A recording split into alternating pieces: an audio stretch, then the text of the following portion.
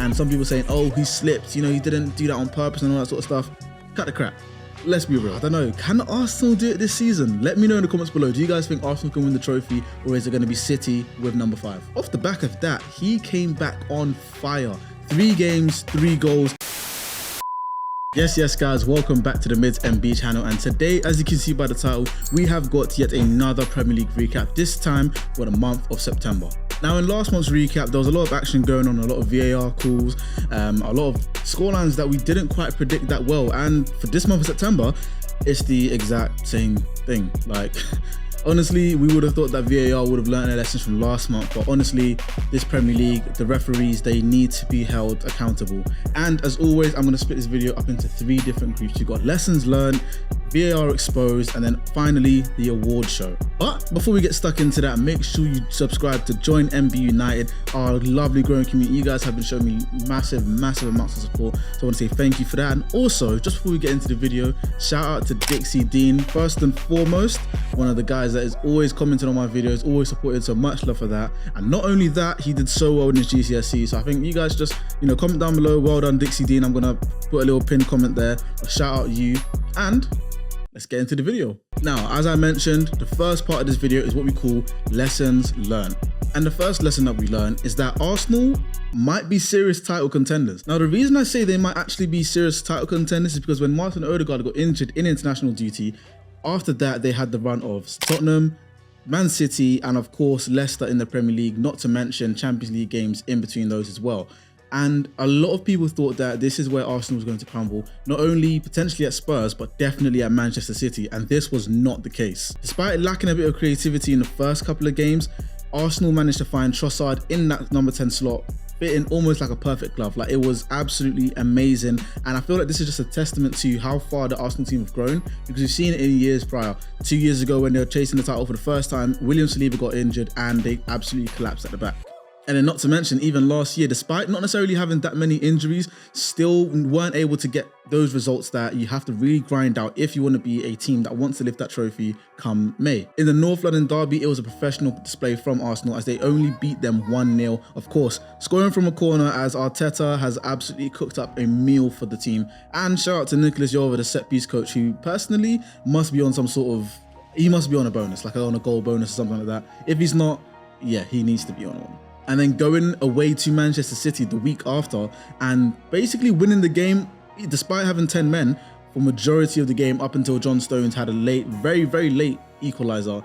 And I'm not gonna lie to you, they dominated City in that game. Now, relax. When I say dominate City, I mean that in the first half, yes, they conceded first, but Arsenal managed to bounce back and score 2 quick goals. And if not for that red card, I don't know what would have happened, but of course, in the second half, they had to park the bus to make sure that City don't score, and most importantly, they keep out Haaland. Now, despite a close call against Leicester winning the game 4-2, I think that they have found a perfect replacement for Odegaard when he does get injured, or if he does need a bit of a rest, in Trossard coming into that number 10 slot, and they're scoring goals again. So I think this could be the mark of, I don't know, can Arsenal do it this season? Let me know in the comments below. Do you guys think Arsenal can win the trophy, or is it going to be City with number 5? The second lesson that we've learned from the month of September is that Erik ten Hag might be out of his depth. Now, I'm not going to touch on this too much because, again, it is a touchy subject and I have spoken on it already. And I think a lot of United fans are kind of, yeah, they're fed up with me. All I'm going to say is that game where they lost 3-0 against Tottenham Hotspur, that was, I mean, it was painful to watch for the United fans. For me, I'm not going to lie to you, I loved it. And I wasn't surprised. Like, I knew they were going to, how can I say it? I didn't think they were going to lose to that extent. I thought they might lose like 1-0 or maybe 2-1, but hey, I don't know. Now, of course, you can say that the Bruno red card changed the game. Mason Mount came on, got injured, but even still, Ten Hag, I don't know. I want to give him time, and I want to believe that he can turn this thing around for Manchester United and start getting them results, but I'm not going to lie to you, he needs to get those results and get them fast. And since we're on the topic of Spurs, the third lesson that we've learned for the month of September is that Brennan Johnson mentally might be one of the strongest players out there. And we mentioned the North London derby earlier on in the first lesson talking about Arsenal, and in that game, Brennan Johnson was the subject of a lot of abuse from his own fans, which, to be fair with you, is quite upsetting. You know, these are the fans that are supposed to be cheering you on, win, lose, draw. However, all the abuse he was getting, I can't lie to you, as much as I might not like Tottenham, it's sad to see. This is a professional player, and at the end of the day, it's a human as well. And all the abuse led to him deleting his social media and I guess retreating back to his, I want to say his mental fort or mental, you know what I'm trying to say. Basically, like trying to better himself and, go back to a supporter group of his family and friends. Off the back of that, he came back on fire. 3 games, 3 goals. Even in that Manchester United game, played a fantastic role for Tottenham. I'm not gonna lie to you, yeah, maybe he's on a redemption tour, and I'm liking where it's going. I like it when I see players that have, gone under either massive scrutiny, abuse, or even just been spotlighted by the media for whatever reason, and they've bounced back and showed that, you know what, I can handle it. I'm not fickle. I'm not gonna crumble under the pressure. I am going to deliver. Now, the last lesson that we learned from the action in September in the Premier League is that the referees are absolutely incompetent. This is basically like a segue onto my next section, which is VAR exposed, but this whole kicking the ball away rule is absolutely ridiculous. Now, in yesteryears, this hasn't necessarily been a problem for the Premier League. I mean, yes, there has been some time wasting. There has been some sort of, I guess you can call it shithousery or game management, but ultimately, it's never been that bad that we're actually asking officials to penalise players. Of course, in August, we saw the whole Declan Rice, did he kick it away, or, was the kick away even substantial enough to, warrant a second yellow? But we've seen them talk so much about consistency and the letter of the law, only to, following that incident, be so inconsistent, it's unbelievable. What am I talking about, you might ask? Cool. Now, of course, Trossard kicked the ball away against Man City on the stroke of half time, by the way, which led to him getting a second yellow and being sent off for Arsenal, which obviously led to them parking the bus for the second half. But that's not the only one I'm going to talk about. That one, sure, I can understand it being a yellow card. Second yellow, maybe a bit tough. But then I guess, rewind a bit to when Szoboszlai did the exact same thing. The whistle had already gone and he kicked the ball all the way into the box, pretending as if he didn't hear it, and nothing happened. Arsenal played Leicester. Indeed, he kicked the ball away and he didn't get booked. Arsenal played City. Doku kicked the ball away a little bit. I guess you could say he kicked the ball back to the player or whatever, and I guess that doesn't warrant a yellow card. I think all this does is that it creates confusion, and it creates it's like everyone is crying wolf to the Premier League and these referees, saying that, well, he did it and he did it. So it's like, who are you really going to punish? And I guess, is there a way to measure, like, okay, if you kick the ball away more than 5 yards, is that a yellow card? Do you have to hoof it completely? But we've seen it. It's just, yeah, it's confusing, it's annoying, and ultimately it's just jarring. Like, come on, man, like, let's just play football here. But yeah, leading us on to our next section, VAR exposed. And my goodness, if you thought August was bad, September, I'd say it's just as bad. It's not worse, but it's just as bad. I guess we already touched on the first one in terms of the referees not being consistent with the whole letter of the law and kicking the ball away. That's one we can put to one side for now. But the main two I want to focus on. Now, when Brentford played Tottenham, there was something very peculiar, and we all play football and we all know that, if you're a goalkeeper, you can't handle the ball outside the box. If you're an outfield player, you just can't handle it, full stop. I didn't even watch the Tottenham-Brentford game, and I saw the clip and I said, oh yeah, he's clearly touched it outside the box. Like, he's got his hands on the ball outside the box. It should be a red card, or maybe even a yellow card. I don't know. Go to VAR and they can look at it and decide. I think it is a red card. That's normal punishment. But anyways, it should have gone to VAR and they should have dealt with it. None of that happened, like, at all. And this is where we start to say that referees in the Premier League specifically, look, I love the Premier League. I love watching it. I've always watched it as a child, all the way up to now that I'm an adult. I've loved it. It's great entertainment. It's the highest quality of, I guess, professional football that you can watch in the world. But the referees are not of the same caliber. We watch the Champions League, we watch the Europa League, and we hardly ever talk about the referees. Why? Because they do their job and they're never focused on being the center point of attention. But constantly in the Premier League, I can go on about this for years and years. Like, it's really, really bad. Either way, that should have been a red card, or at least a red card or a free kick or yellow card, penalty. I don't know. It should have been something. There should have been some sort of punishment for that. I don't know how Vicario got away with that. He's a very, very lucky man. Now, the second one I want to get onto and kind of put into the spotlight is the Bruno Fernandes challenge on James Maddison at home to Tottenham. Now, cool, I've seen the rhetoric online, I've seen all the chatter, and some people saying, oh, he slipped, he didn't do that on purpose and all that sort of stuff. Cut the crap. Let's be real. He slipped? Yes, he definitely did slip. But then after the slip, he still tried to make a challenge, and that's why his foot dangled out a bit, and that's why you can see his studs catch James Maddison on the shin like that. Just a little bit, nothing too harsh. That's all I'm going to say. Now, is that a red card?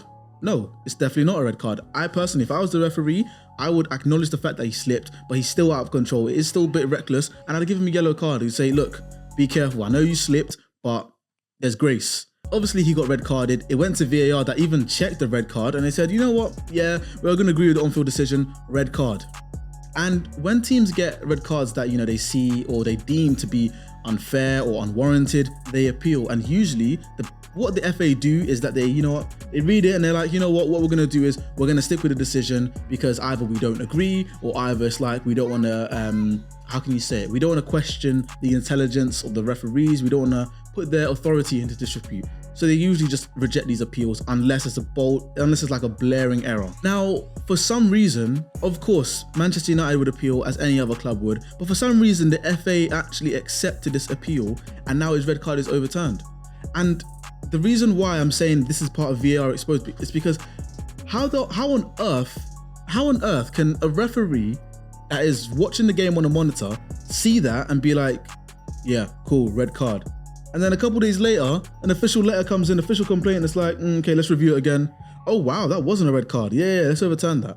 It completely undermines everything that VAR is supposed to do, because without VAR, we can understand the appeals post-game getting accepted or, you know, getting rejected. We can understand that. But since VAR has come in, barely any of these FA complaints or, you know, asked to withdraw these red cards have ever been accepted.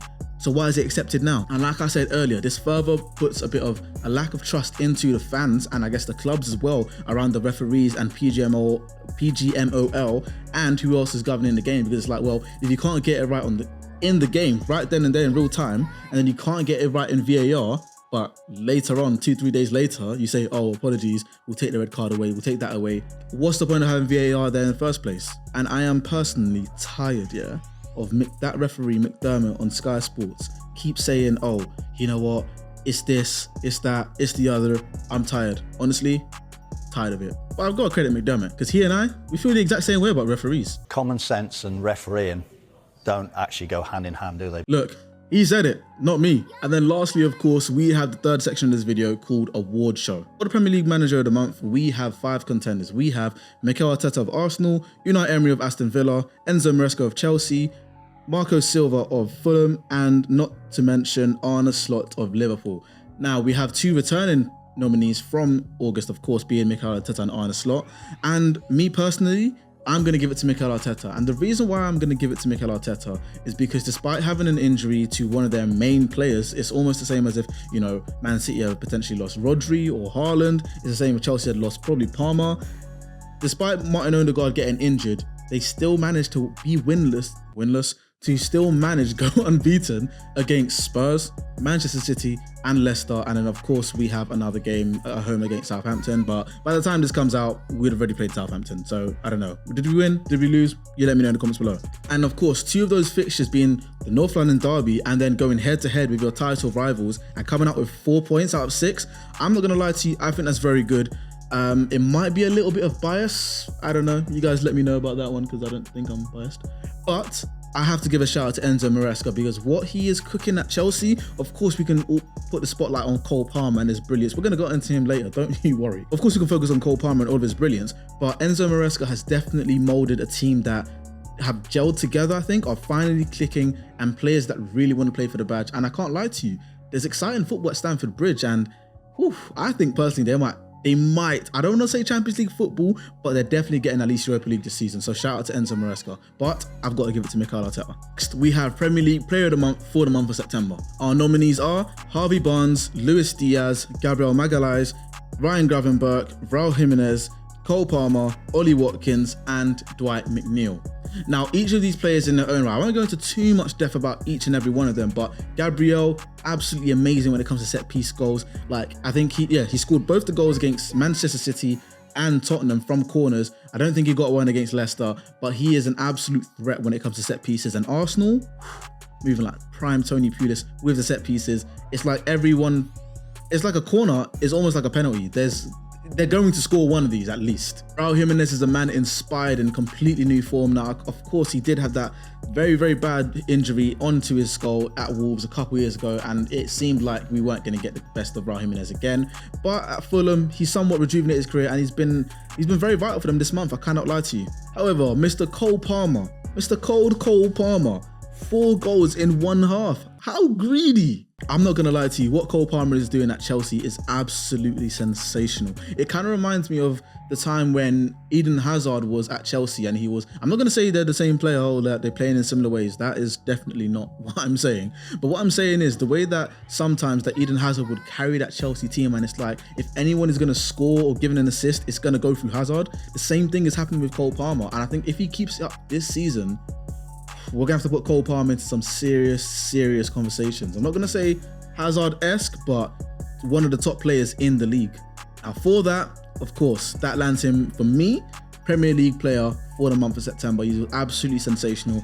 These awards might have already come out by the time this video comes out Sunday evening, but who knows? You guys let me know in the comments below, not only who would you choose for manager of the month, but player of the month, and did I get it right? Did I get it wrong? Who won? Let me know all of that in the comments below. By the way, I read all the comments and I reply to basically everyone. So yeah, comment, get involved. I'll be in touch as well. Now, for the Premier League goal of the month for September, this catalogue is insane. Some absolute beauties. I know we saw on Twitter the trend in old Barclays, man. They don't score goals like this anymore. But off the back of that, we've been in for a treat. Now, the time has come. I think for me personally, obviously guys, before I get to it, comment down below who scored the best goal of the month of September. Was it even in this catalogue where there's some that the Premier League has missed? You guys let me know. But for me, I've got to give it to John Duran. I've got to, because he absolutely just twatted it from about 30 yards out, and it was 2-2 at the time. That's to win the game. Bear in mind, it was quite late on. So yeah, no, that goal was absolutely amazing. The Mbeumo's goal against Spurs, the technique was insane. Calafiori, his first goal for Arsenal, and it was against City. The finesse on that, yeah, even James Justin, it kind of reminded me of Pavard's goal against Argentina. Was it Argentina? I think it was Argentina. In the World Cup, I think, not the one that just went, but the one before, where he just caught it perfectly, kind of went from outside of the post, inside of the post, post and in. There was some absolute bangers this month. It was very hard to choose. But there we have it. Those are the awards. Manager of the month to Mikel Arteta, player of the month to Cole Palmer, and the goal of the month to John Duran. Now remember guys, I'm going to be giving you guys these Premier League recaps every single month without fail.